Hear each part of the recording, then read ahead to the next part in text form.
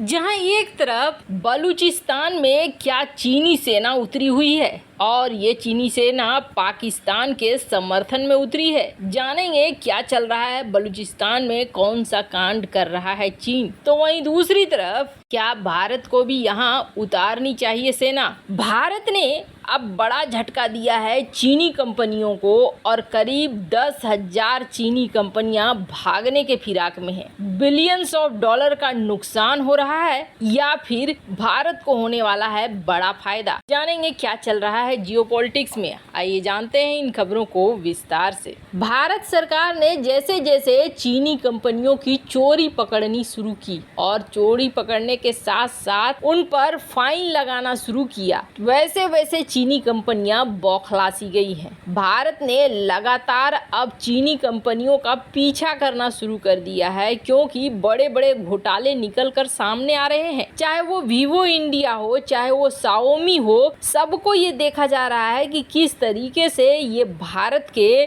खजाने को लूट लूट कर चीन भेजने की कोशिश में लगे हुए हैं। यहाँ टैक्स नहीं देते हैं और चीन में पैसे भेजे जाते हैं। यहाँ दिखाया जाता है लॉस हो रहा है और उधर चीनी बैंकों में पैसे पहुंच जाते हैं अलग अलग फार्म्स के नाम पर। मतलब चीनियों का यहाँ पर व्यापार करने का मतलब ही है घोटाला। और भारत ने कड़ाई दिखाते हुए चीनी कंपनियों को क्रैकडाउन करना शुरू कर दिया, खोजबीन करनी शुरू कर दी। पहले तो चाइना बहुत बौखलाया। चाइना ने ये कहा ये गलत है, ये व्यापार के तरीके नहीं है, यहाँ तक कि WTO तक बात को ले गया, पर भारत ने किसी को भी नहीं सुना। और भारत ने ये कहा कि हमारे देश में जो चलता है हम उस चीज को देखेंगे। अब हुआ असर ये है कि भारत ने जैसे ही चीनी कंपनियों को तोड़ना शुरू किया है, चीनी कंपनियां अब भाग रही हैं भारत से। और कहा जा रहा है, खास तौर पर जो चीनी मीडिया है ग्लोबल टाइम्स, इसने कहना शुरू कर दिया है कि हम अब भारत में काम नहीं करेंगे, हम अपने मैन्युफैक्चरिंग प्लांट्स को निकालेंगे, हम इजिप्ट ले जाएंगे, इंडोनेशिया ले जाएंगे, बांग्लादेश ले जाएंगे, नाइजीरिया ले जाएंगे। आपको बता दें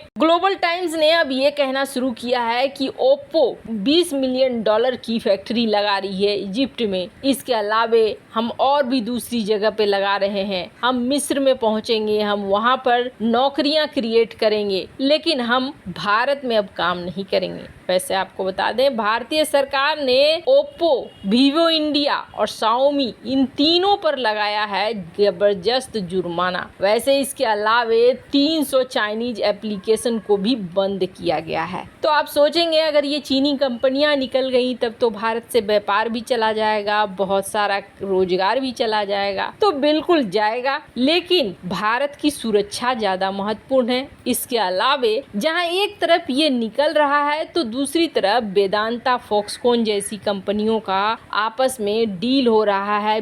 $20 बिलियन लगाए जा रहे हैं। कहा जा रहा है करीब 1 लाख लोगों से ज्यादा को रोजगार मिलेगी। इसके अलावे टाटा भी $90 बिलियन के लिए टारगेट लेकर बैठा हुआ है। टाटा भी आईफोन निर्माण के क्षेत्र में यहाँ आगे बढ़ना चाहता है। और भारत ने लगातार अब ऐसी पॉलिसियां बन रही हैं जो पॉलिसियां भारतीय व्यापार को आगे बढ़ाए, जैसे कि NLP, नेशनल लॉजिस्टिक प्लान। इस नेशनल लॉजिस्टिक प्लान के लॉन्च के बाद से ही भारत क्या सोच रहा है और भविष्य में कैसे बढ़ेगा वो चीज दुनिया के सामने नजर आ रही है। ऐसे में इन कंपनियों के भागने से हमें नुकसान कम और फायदा ज्यादा है कि इस तरीके की चोरी नहीं होगी और भविष्य में कोई भी नई कंपनी आती है तो वो सोच समझकर भारत में काम करेंगी। और दूसरी बड़ी बात यह है कि चीन को हमारे ही पैसे से हमारे ही साथ लड़ने के लिए मौका नहीं मिलेगा। खैर, जहां एक तरफ भारत ने चीनी कंपनियों को भगाना शुरू किया है तो वहीं दूसरी तरफ पाकिस्तान में चीन का एक बहुत बड़ा खेल चल रहा है।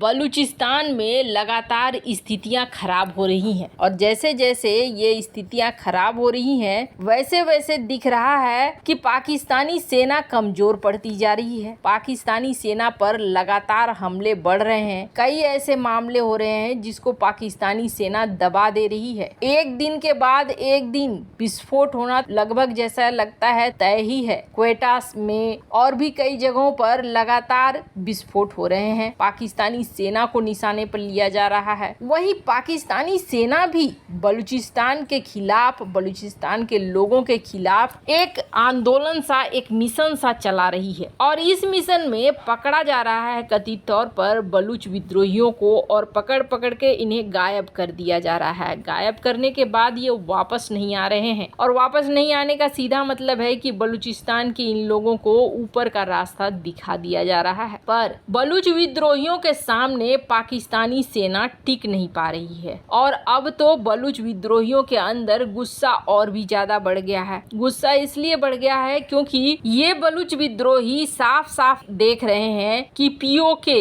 बलूचिस्तान इन इलाकों में बहुत भेदभाव किया जा रहा है। इस बाढ़ की स्थिति में भी जो रिलीफ मटेरियल आ रहा है, मदद की सामानें आ रही हैं, वो इन लोगों तक पहुंचाया भी नहीं जा रहा है। इन्हें बिल्कुल अलग थलग करके रखा गया है ताकि ये यूं ही मर जाएं। अब जिसमें मीडिया में भी कई बलूच विद्रोही और बलूच नेता इन बातों को कह रहे हैं कि पाकिस्तान हमारे साथ बिल्कुल दोगला व्यवहार कर रहा है, पर फिर भी बलूच विद्रोही पाकिस्तानी सेना की जड़ें खोदने में कामयाब हो रही थी, और लगातार यहाँ पर बलूच विद्रोहियों को सक्सेस मिल रहा था। अब पाकिस्तानी सेना पहुंची चीनी सेना के पास कथित तौर पर, और चाइना से उन्होंने मांगा मदद कि आप हमारी मदद करो, यहाँ पे अब हम कमजोर पड़ रहे हैं, अगर ज्यादा कुछ हुआ तो फिर बलूचिस्तान हमारे हाथ से निकल जाएगा। अब चीन ने यहाँ पैसे तो लगा रखे हैं बहुत सारे, अब पैसे लगा रखे हैं तो चीन इस जगह को छोड़ना भी नहीं चाह रहा है। अब लगातार यहाँ पर कहा जा रहा है कि चीनी सेना और पाकिस्तानी सेना दोनों मिलकर लोगों को अगवा कर रही हैं और उनका नरसंहार किया जा रहा है। जो बलूच विद्रोहियों का आंदोलन है और जो नेता है, उन्होंने अब साफ साफ सामने आकर कहना शुरू कर दिया है। जो बलूच नेशनल मूवमेंट के चेयरमैन हैं डॉक्टर नसीम, इन्होंने जर्मनी में एक संवाददाता सम्मेलन किया, और इस संवाददाता सम्मेलन में इन्होंने बोला कि यहाँ पाकिस्तान को अब चीनी सेना साथ दे रही है, चीन भी साथ दे रहा है बलूच जिनोसाइड में। बलूच जिनोसाइड में इन्होंने एक साफ साफ कहा कि चाइना और पाकिस्तान दोनों मिले हुए हैं और इन दोनों के खिलाफ हम लड़ाई लड़ रहे हैं। चाइना जिस तरीके से कर रहा है, ये हमारे अस्तित्व के लिए सबसे बड़ा खतरा है। वैसे आपको बता दें, ग्वादर पोर्ट्स को लेकर बलूचिस्तान के लोग बिल्कुल भी खुश नहीं है, तो वहीं उइगर मुसलमानों को लेकर दुनिया भर में चीन की आलोचना हो रही है। पर अब बलूचिस्तान से लोगों को गायब करने में पाकिस्तानी सेना की मदद कर रहा है चीन, और यही वजह है कि बलूच विद्रोही चीन से बहुत ही ज्यादा खफा है। वैसे आपको क्या लगता है,